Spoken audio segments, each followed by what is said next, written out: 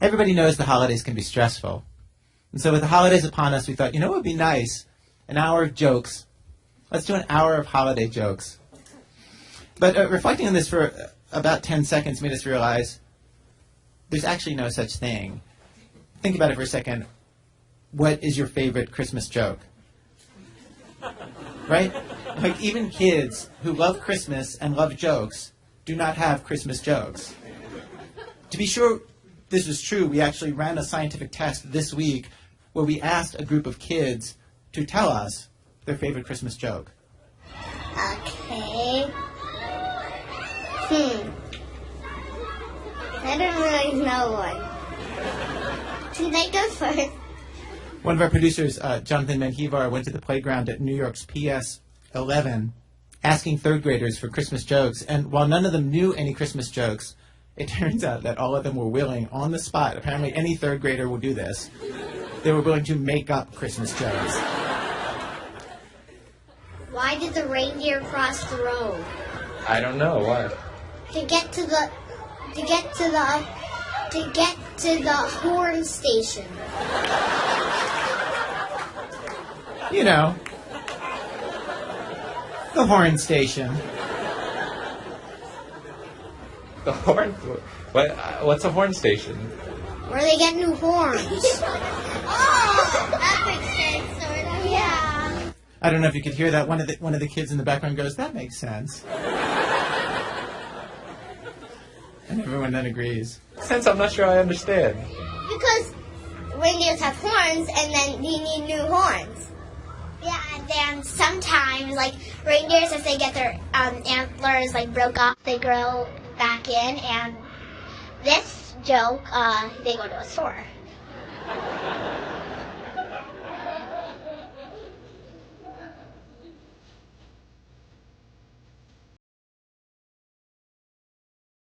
Here's another one. There was a chicken that's like running around like crazy on Christmas Eve, and then Santa came like, "Hey Santa, can I go on?" And the Santa's like, "You can get on the deer, but not on my head."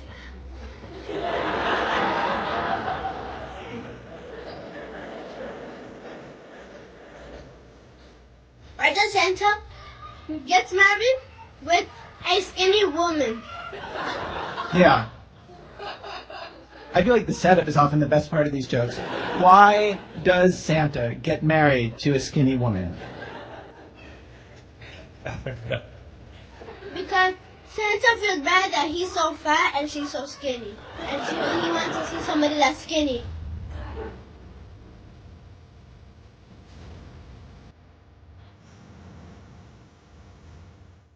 I'm glad to say that some of the jokes the kids made up on the spot did actually have the structure of real jokes and worked as real jokes, with punchlines that actually made actual sense. Why didn't Santa deliver the presents? I don't know. Because it wasn't Christmas. Okay, this next one was told to Jonathan by a little kid who first explained that they don't celebrate Christmas, they celebrate Hanukkah with the Hanukkah menorah and all that. What does the Christmas tree say to the menorah? I don't know. He says, "You don't have decorations like me. I'm more popular than you."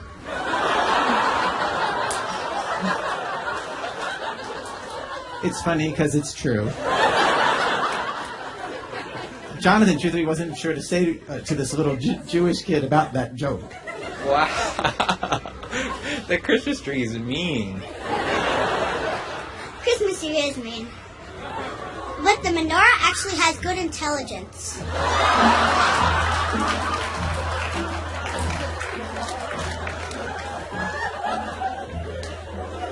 Good as these jokes are, fact is, if you want a Christmas holiday special that's filled with jokes, you really have to go to professionals. And so in preparation for today's show, we went to stand-up comedians and performers, and we put them on stage in little clubs and venues wherever they like to try out new material over the last few weeks. And today, from a small club with just, I think, about 200 people in it, we bring you our Comedians of Christmas special We have some people who you've heard of on our show before, like Mike Birbiglia, but lots of amazingly funny people who you may not know. We have actually never tried this before, and it's been completely exciting seeing what happens when we throw a theme like Christmas to these really talented, funny people. And so from WBEZ Chicago, it's This American Life, distributed by Public Radio International. I'm Ira Glass. Stay with us.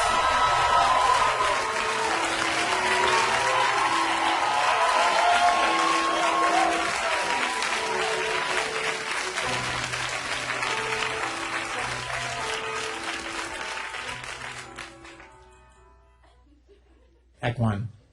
Christ has prison.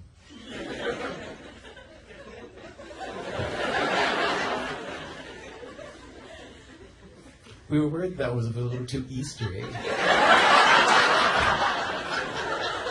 It's a Christmas show. Wyatt Cenac is a correspondent and a performer for The Daily Show with Jon Stewart. And he has this story about spreading Christmas cheer in Texas. Please welcome him.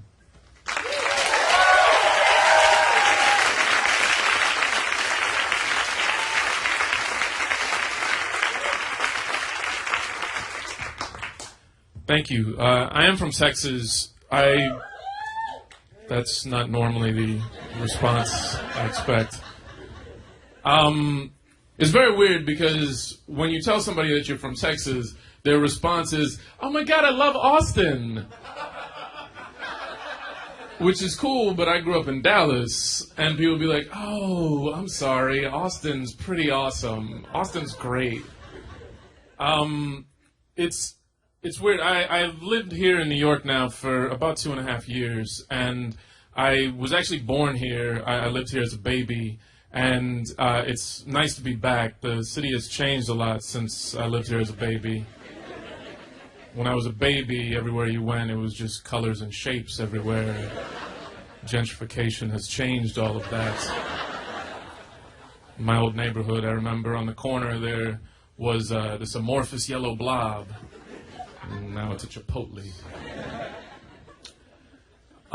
When my mother hit her 50s, she went through a bit of a midlife crisis. And typically a midlife crisis is something that people associate with men who are struggling with getting older. They maybe go out and buy themselves a Corvette or some other type of penis car. And my mother didn't do that. What she did for her midlife crisis was she went to church wearing those big fancy church lady hats that star in Tyler Perry movies. You see, a man in a midlife crisis, he maybe goes and he gets himself an old Mustang and soups it up. And my mother did the same thing. She would take these hats, and you'd see her at church on Sunday with a bunch of other middle-aged ladies, and they'd trick these hats out with lace and ribbons and flowers and dodo eggs, whatever they could get their hands on. Like, they'd put rims and a spoiler on there if they could. And this was what my mother did. And in the same way that when a man goes through a midlife crisis, he might find himself a trophy girlfriend, some 20-year-old who'll spike up his hair and put him in ill-fitting T-shirts that have, like, sparkly dragon skeletons on them. My mother did the same thing. She went to church and she found herself a trophy boyfriend named Jesus Christ. And when you think about it, Jesus is really the best trophy boyfriend for a menopausal woman. Like, he's older, but he doesn't show it.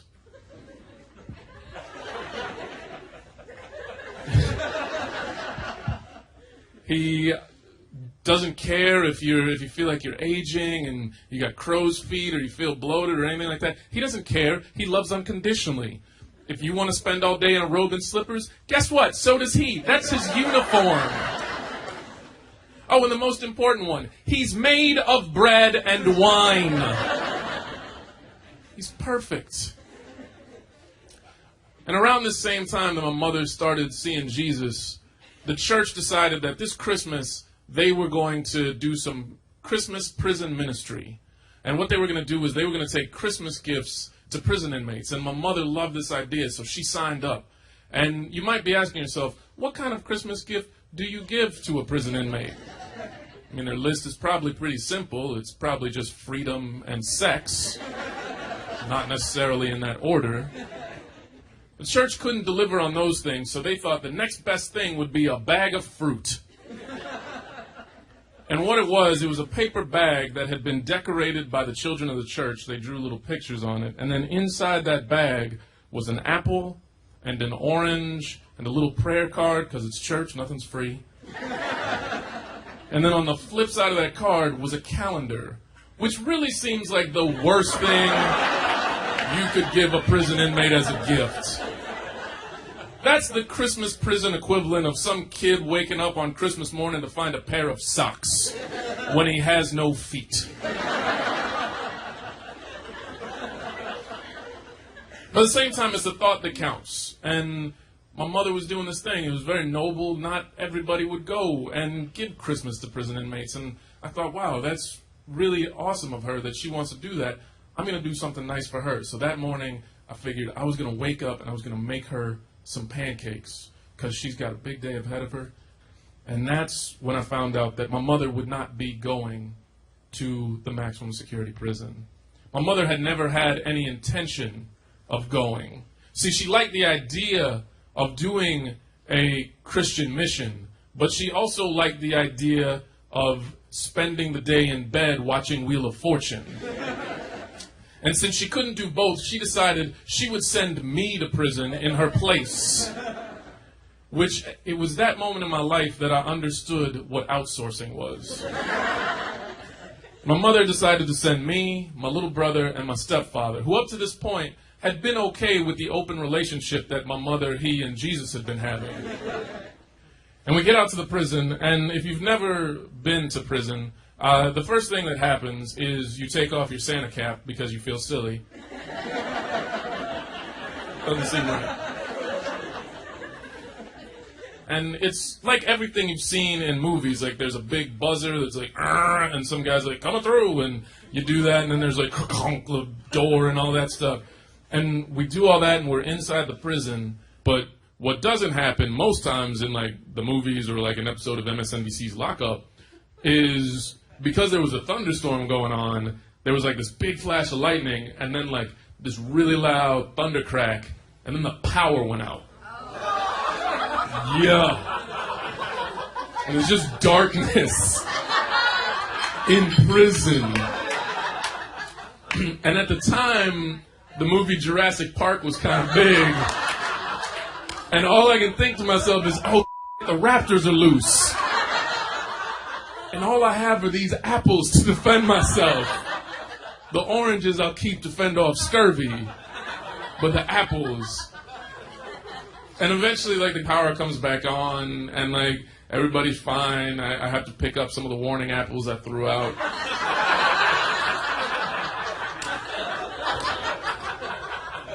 And we're doing this. We're giving Christmas to these guys. And in prison, they tend to separate the prisoners and categorize them in different ways. And they're the guys who are in solitary confinement. It's called the hole. They're considered the worst of the worst. And then on the other side of the spectrum, they have inmates called trustees. And these are inmates who have decided they want to rehabilitate themselves. They may never make parole, but they've decided that they want to be better people now than they were when they walked in. And so they take counseling, they take classes, they get jobs, and they're given more responsibilities. And they don't live in cells, they live in barracks with bunks. And so these are the people we're going to be giving Christmas gifts to. And we go there and we go into the barracks and we start handing these gifts out. And it's amazing, like, watching these guys get these gifts. Like, their faces just light up. Just the bag itself, the drawings on the bags, you would have assumed that those were drawn specifically for them because they're so proud of these drawings. They're like, yo, check it out. This kid drew me a car, and it's red, and that's my favorite color. It's awesome. Another inmate would be like, check it out. This kid drew me a house, and there's a pool, and that's the house I want to live in. And another inmate was like, check it out. This kid drew me a horse with a spear sticking out of his head. That's a unicorn. It's a spear horse.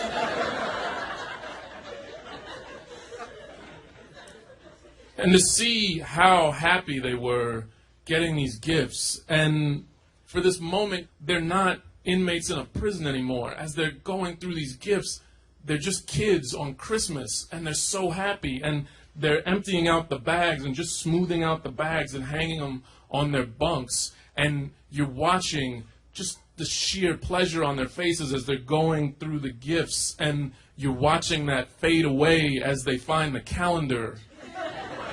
Like, seriously, man, what am I supposed to do with this? Beyond that, they were very appreciative. They were appreciative for the apple, appreciative for the orange, appreciative for the bag. Calendar, not so much. But we give everybody the gifts, and I noticed there's still a lot of gifts left, and so the guard who had been taking us around was like, you know what? Let's take those and give those to the guys in solitary. Really? Does Santa's naughty list mean nothing at this point? I mean, what happened to be good for goodness sake? Better not pout, better not cry, better not shout. Santa has problems with those, but murder he's cool with? Really? And we go to solitary. Solitary, each of the doors are these metal doors, and they're these metal doors, and then on the door is a smaller little oven door about the size of a shoebox. And that's there, and then there's a guard, and he's got a stick. And he'll take the stick, and he takes it to the little shoebox-sized oven door, and he opens it up, and he's like, all right, give me a gift. All right, do I get a stick? Nah, you'll be fine.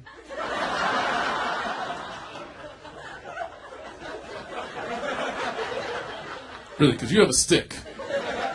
Do it. So I start giving the gifts, and I'm just throwing them in the hole. We go to the next one, and it's like I'm playing Quidditch, just tossing them in. And eventually we get to this one, and I throw the gift in, and the guard, he's about to, stick up the door again, and from behind the door, I hear his voice, and he goes, wait, hold on a second, hold on. I want to shake his hand.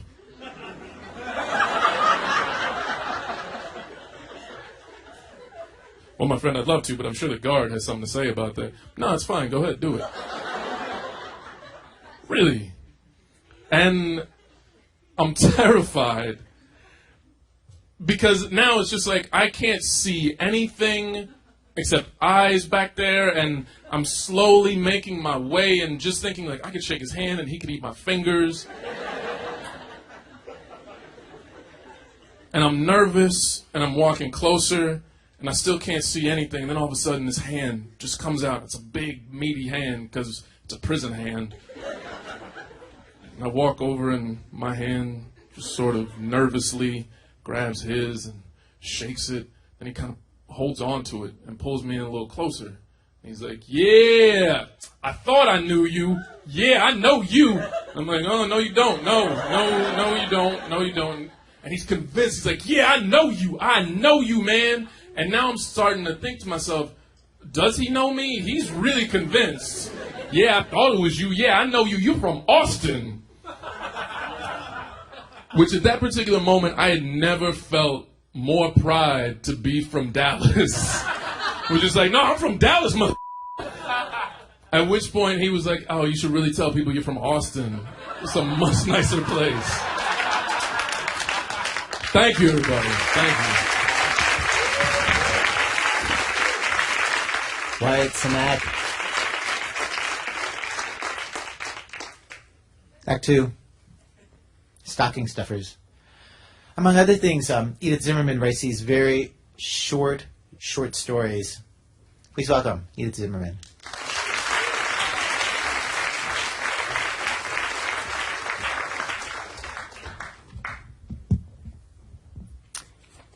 This story is called The Holiday Party. So, do you come here often, he asked, leaning toward me with a twinkle in his eye and a sprig of mistletoe in his hand. We had been exchanging flirtatious glances across the bar all night. Finally, he was making a move. Yes, I said, with a playful smile. Oh, really, he said. Yep, I come here every day, actually, I said.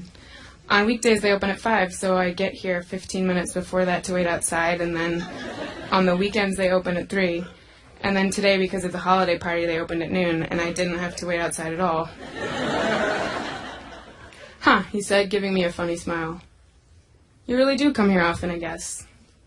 Yep, there's no one else who comes here as much as me. You can ask the manager. They let me keep stuff in the bathroom sometimes. Ah, he said, and looked around the room. One time I fell down over there and hit my head, I said, and pointed to a corner in the bar. But no one noticed, so I even got to stay here overnight.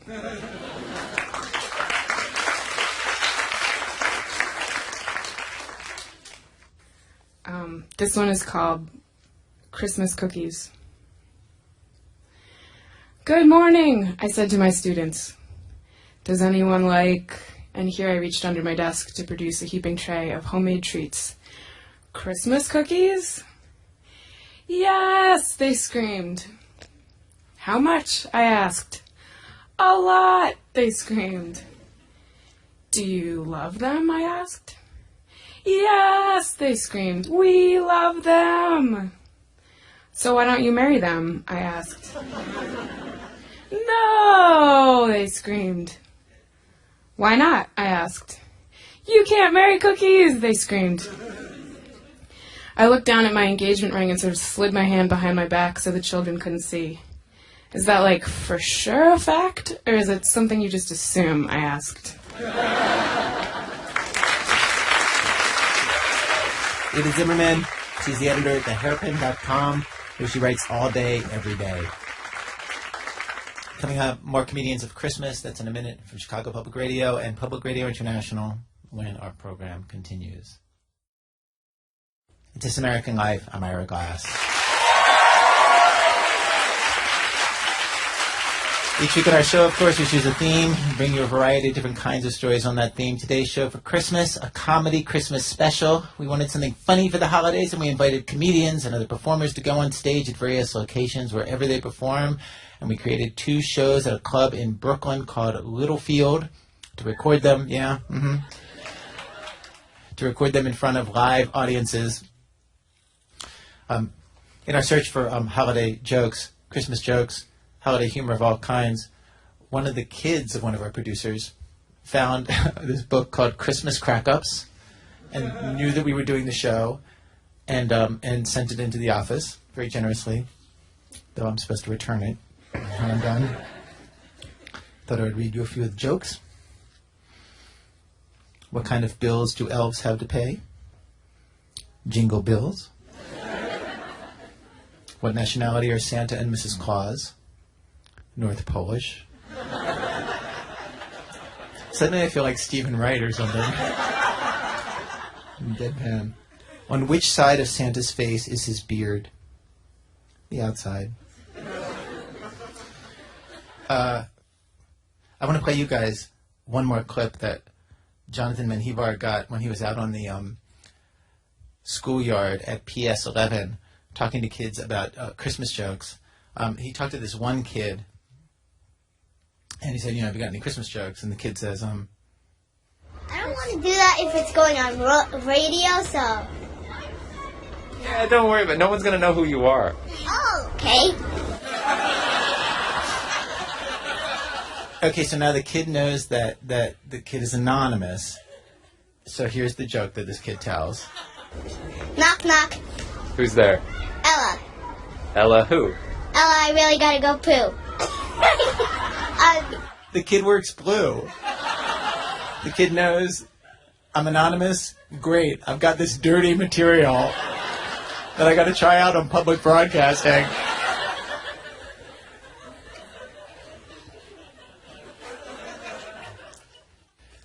Act 3, Little Altar Boy. Despite our nation's best efforts to turn Christmas into a festival that's about gifts and toys and buying stuff, it is still a religious holiday. Please welcome comedian Mike Birbiglio.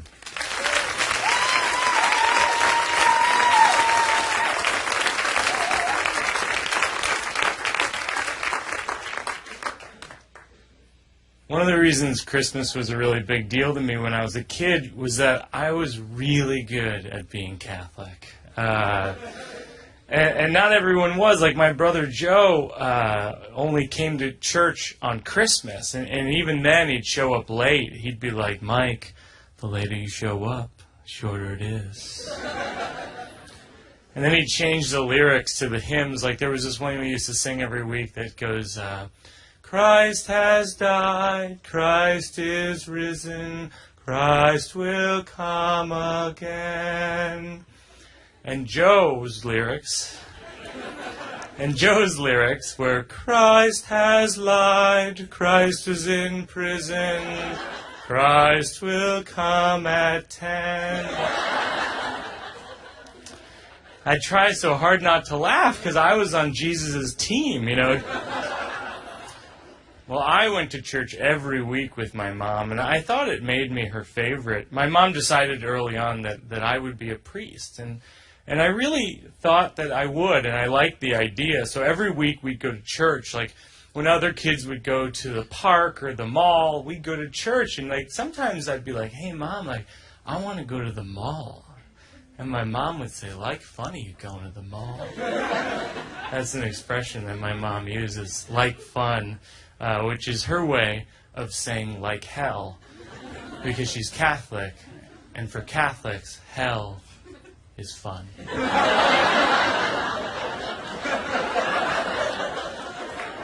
When you're 7 and your mom sends you to Catholic school, it's all pretty simple. There's this guy Jesus, and he totally loves you. And you're like, great. And they're like, you love him too, right? And you're like, I'm sorry, do I know this guy? And they're like, you know, from the cross. That guy loves you and you love him. And it starts innocently enough, as innocently as man-boy love can start. You know, you just kind of accept that there's this guy Jesus who everybody's afraid of, but everybody loves because he loves everybody. And a long time ago, some people killed him, and it's not totally your fault. So don't be scared or sad, because he's living forever next to God, who's his dad, even though he's also God. And also there's this whole Holy Spirit part, too, that no one really understands. Am I going too fast for you, 7-year-old boy? So you go with that for a few years, and then you're 11, and you get the word that Father Grady wants you to be one of his new altar boys. He's seen your work at recess on the kickball field, and he thinks you've got what it takes to snuff out candles and hold a chalice and not trip and fall in your robe. And so I became an altar boy, and the answer is no. I wasn't, and I think it's because they knew I was a talker. You know, I have that look about me. And I loved being an altar boy because church was glamorous. You know, the priests have these multicolored robes. You know, as an altar boy, even you have a robe, just a plain white one. It's like karate, where they start you with the white belt, and then you get the different color belts once you start kicking some devil ass. So I loved being an altar boy, especially on Christmas. That's when I could really show off. Because Christmas was cool. I mean, everyone came to Christmas Mass. You know, people who you never saw at church came to Christmas Mass. People like my brother Joe. You know, and they'd see me there with their families, and they'd see me in my robe, all just like fitting in around the church. I acted like I owned the place. Like, oh yeah? You want to walk up on the altar? That's probably not a great idea. That's where J-Dog hangs out. You know Jesus too? Yeah, he's a pretty good friend of mine. It's cool of you to come by, but seriously, where were you during Advent? That's for the real diehard Catholics, that last one. Shortly after I finished college, my mom developed this condition where, as far as the doctors could tell, part of her spine was pushing into her spinal cord, and they weren't sure of what was happening, but she was experiencing chronic pain all over her body. And so the doctors did this operation, and the problem is the pain didn't go away. So my mom was faced with both the original pain and then the pain of this operation. And she was laid up for months. She was in bed, and so I came home and lived with them to administer her pain meds and get her meals, and also she was also prescribed this drug called Ativan, which is an anti-anxiety, and she was supposed to take it 3 times a day, but pretty soon she wanted to take it 5 or 6 times a day, and I wasn't sure why, and I asked her, and she pulled me aside and she said, "I'm dying." And I was so upset that I called her doctor and I asked him if my mom was dying, and he said, "Well, we don't know what's happening exactly, but there's no reason to believe she's dying. Just make sure she doesn't take too much Ativan. It's making her delirious." So I hid the Ativan. And it drove my mother crazy. At one point she shouted, she goes, "Michael, where is the Ativan?" And I said, "Mom, I can't give you the Ativan." And she said, "I am your mother. And if I say get me the Ativan, you get me the Ativan." And I said, "Mom, like fun am I getting you the Ativan?"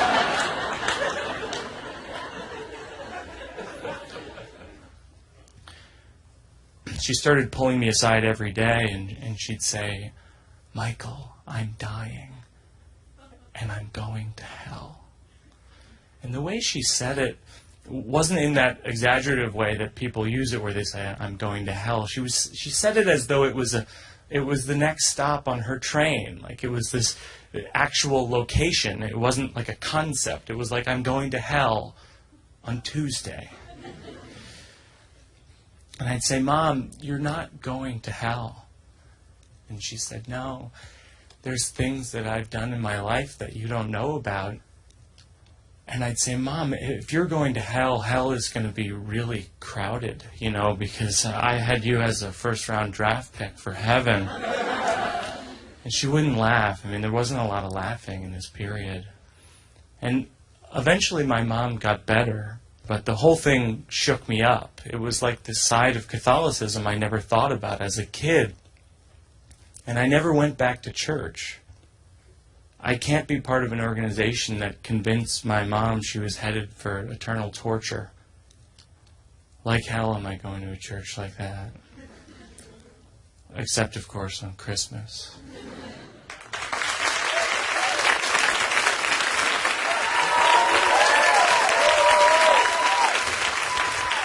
Mike Birbiglia. He's the author of a book based on his one-man show called Sleepwalk With Me and Other Painfully True Stories. Act 4, One Word of Weeping. Gabe Wiedemann and Jenny Slate perform together all kinds of places. They have a video series called Bestie by Bestie. They have their own weekly show, Big Terrific, in Williamsburg, Brooklyn. Please welcome Gabe Wiedemann and Jenny Slate.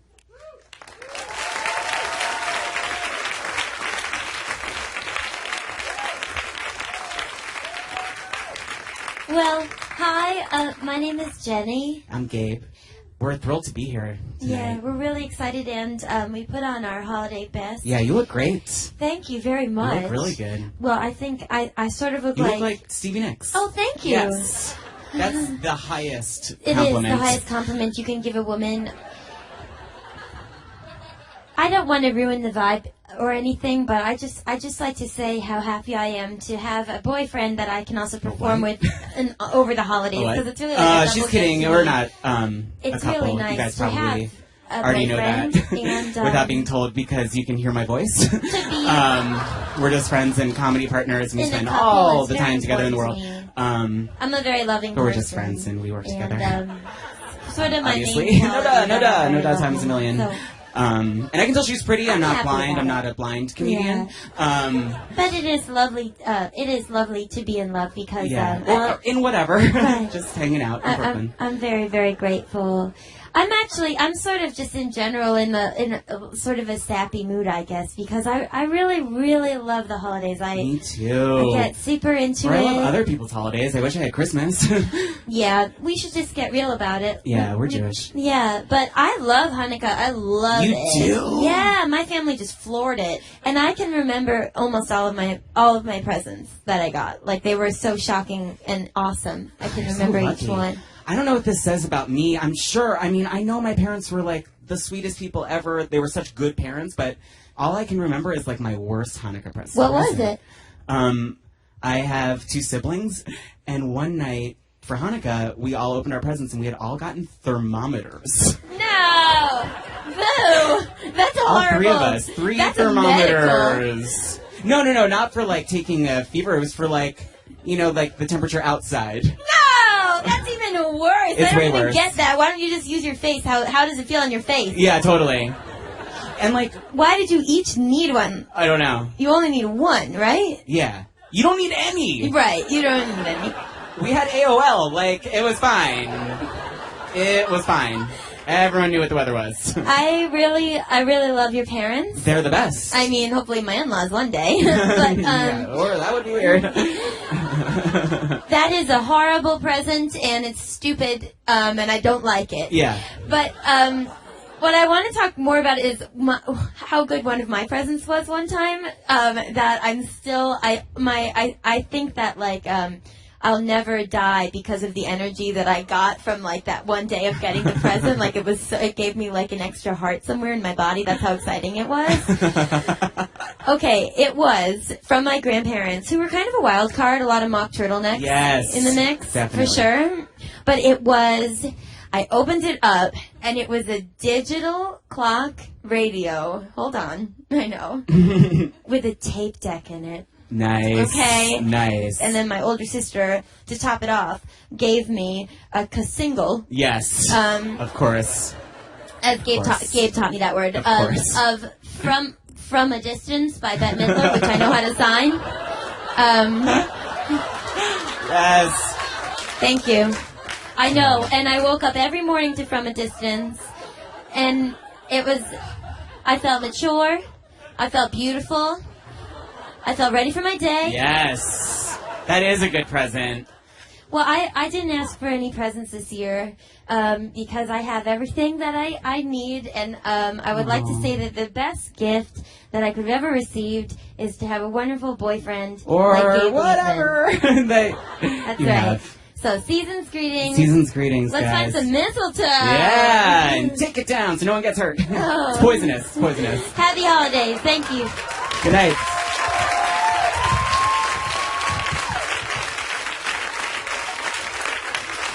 Jenny Slate wrote and voiced the award-winning film Marcel the Shell with Shoes On and can be seen on HBO's Bored to Death. Dave Goodman writes for Videogum.com and can be seen on AOL.com's new series, The One. Act 5, 'Twas the Fight Before Christmas. So we booked a bunch of comedians to do stories about Christmas, and for reasons I don't even understand or care to speculate about, just a number of them ended up doing stories that heavily involved their moms. Figure. Please welcome our next comedian, Julia McCullough.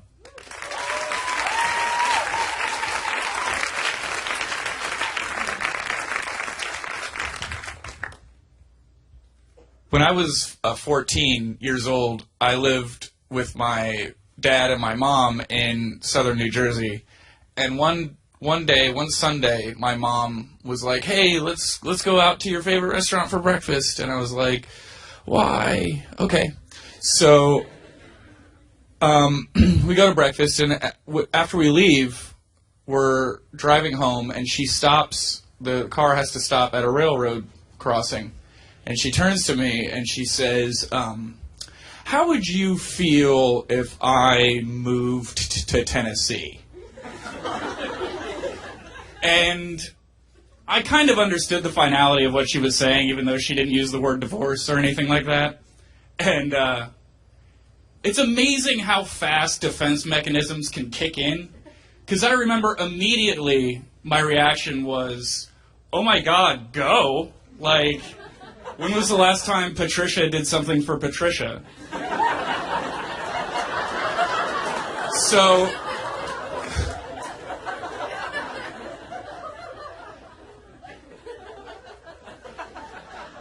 another thing you should know is that this didn't seem that strange to me because my parents had moved us so many times.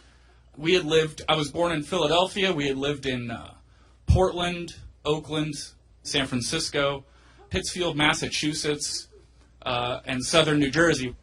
People always asked if I was an Army brat, and it wasn't true at all. My parents would just get bored and move us.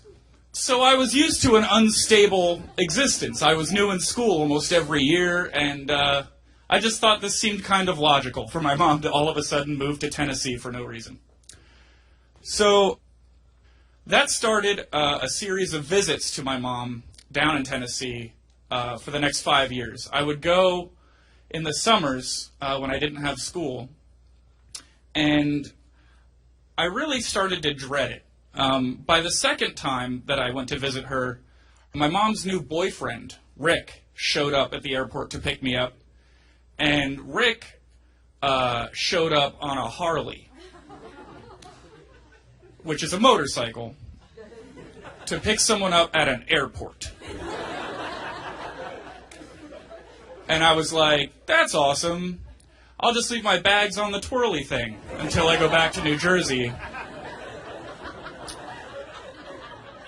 He's wearing a t-shirt that's very popular. It's a Harley Davidson t-shirt.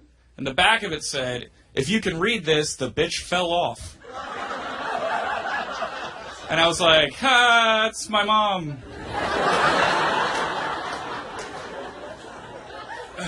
Is she okay?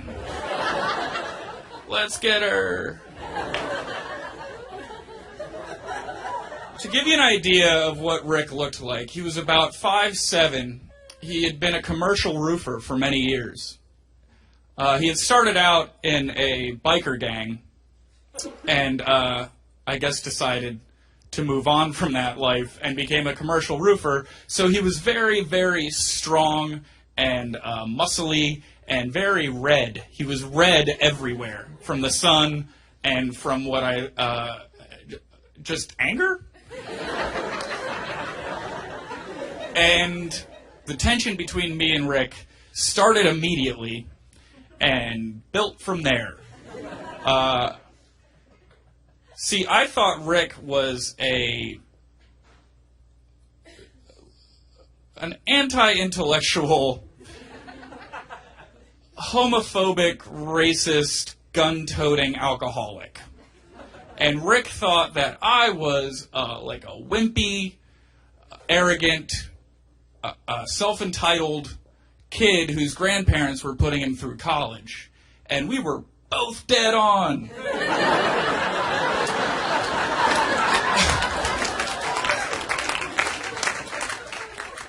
So finally, after 5 years of going down there in the summers, my mom convinces me and my sister to visit her for Christmas for the first time.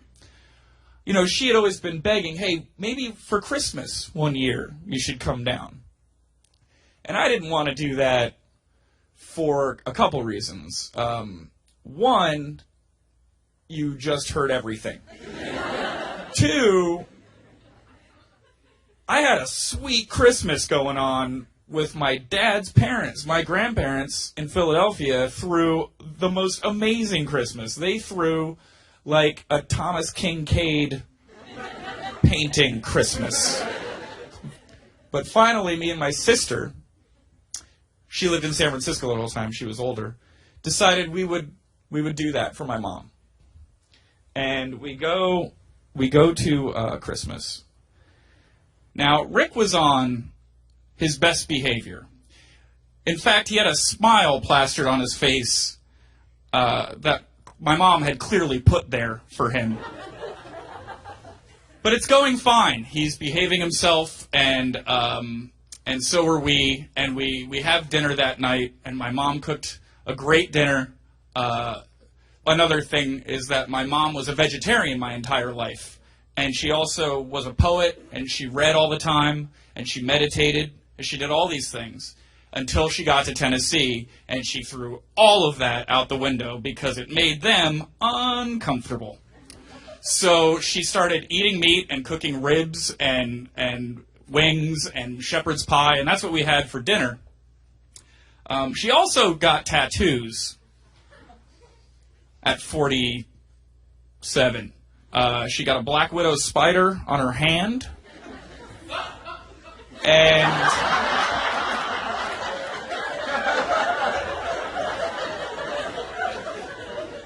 that's the laugh of a man that's not his mom.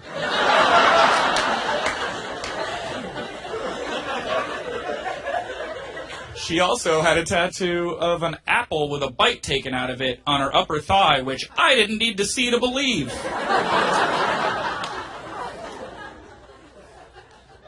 And by the way, I have to give them credit. They did a great job on the house. It was decorated, lit with Christmas lights everywhere. The tree was big and decorated, and there were presents. And we were sitting down to this dinner, and my mom was obviously really excited to have us there. She was so happy. She was like choking back tears. And Rick was drinking tequila out of a bottle to celebrate the fact that he had tequila. A whole bottle. So he was drinking Patron Silver, which, if you don't know, is a very unique bottle. It's a very, thick, square, heavy bottle. So he's drinking that. He finishes the entire bottle of Patron Silver at dinner. And like a human, passes out. So he goes to lay down, and we all, now it's just me and my mom and my sister, and it's beautiful. And we're having Christmas, and it's, the tree and the fireplace and the music, and we're just catching up, and I'm making my mom and my sister laugh with stories about college, and it's going really nicely. And then the subject comes up, I think my mom brought it up, of Rick's pride and how it's always an issue, the southern-northern thing. And I said, it's just so weird for us to understand why he cares so much about that, because you know what the North thinks about the South? And she said, what? And I said, we don't.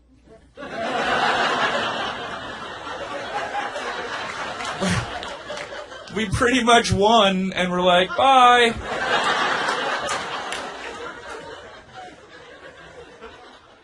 Which I was very proud of at the time. I thought that was very witty. Somebody who didn't like it was Rick, who apparently had been awake enough to hear me say that. And that was him getting off of the bed.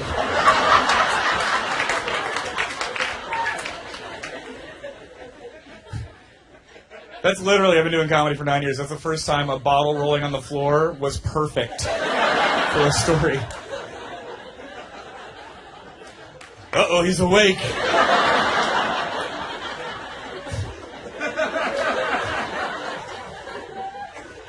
It's a Christmas miracle. All of a sudden, Rick comes out of his bedroom like a bull in a rodeo. He charges across the room with just jeans on and no shirt. So he's got all his prison tats showing. He's bright red. His eyes are just as red as his skin. And I don't know if any of you have ever dealt with someone that was so drunk that they weren't there. But Rick wasn't there. And I've been struggling with how to describe what he was saying for a show like this. So let's just say, I'll say what he said, and you guys can put in the F word every other word. Fair enough? He came out of the room, straight at me first, saying, "Get out of my house." And then to my sister, "You get out of my house." Are we doing the F thing? Okay. my mom said, "Rick, please calm down and go back to bed." And I say, "Yeah."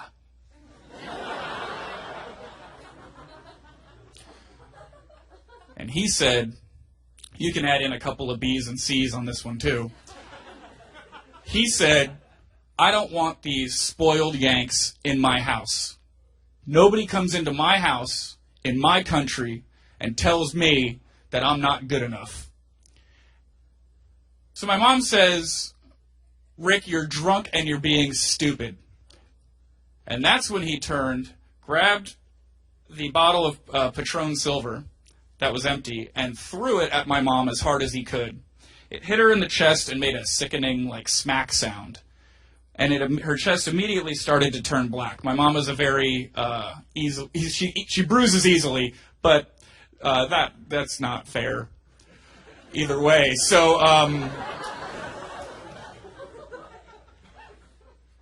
my mom said to Rick, "You promised you wouldn't do this on Christmas." And that's when me and my sister realized that this was the kind of thing that was going on a lot. So then he turns to me and he says, "I will kill you tonight." And people say that a lot, I think, and don't mean it, but that's not what he was doing. So now me and my sister decide to cower behind the Christmas tree, which is a weird place for a Christmas tree to be. They're not used to breaking up fights. In fact, the tree was so scared, I think it unplugged itself so that Rick wouldn't notice it. So now, my mom decides that I guess we could leave. So we leave. We get in the car, and Rick is chasing us out to the driveway. We get in a car and just start driving at 1 a.m. on Christmas Eve in our pajamas with nowhere to go. We eventually find a hotel and stay there overnight. We're kind of shell-shocked. Nobody really says much.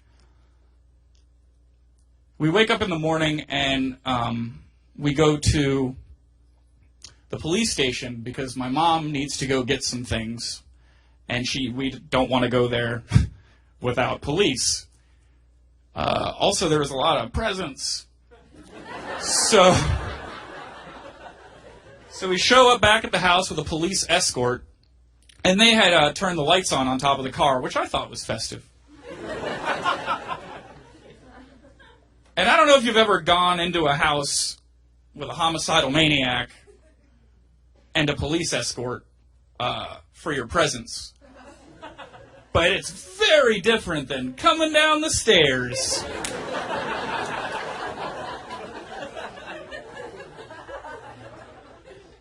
So we collected our presents and put them in the trunk and drove away. We went to a Waffle House for breakfast. And normally, if you told me you're going to spend Christmas morning at a Waffle House, I would be depressed. But after that night, I didn't care that, the eggs weren't locally grown or whatever. So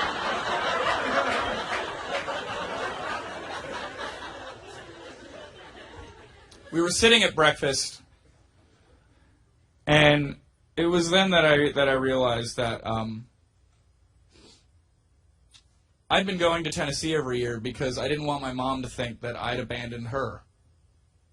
I wanted her to think that in some way I was validating her choice, that I was encouraging her in her new life, even though I hated every decision she made. And it was after that Christmas Eve that I realized I had no more burden to go to Tennessee ever again. That was the best present I could have gotten. Thank you very much.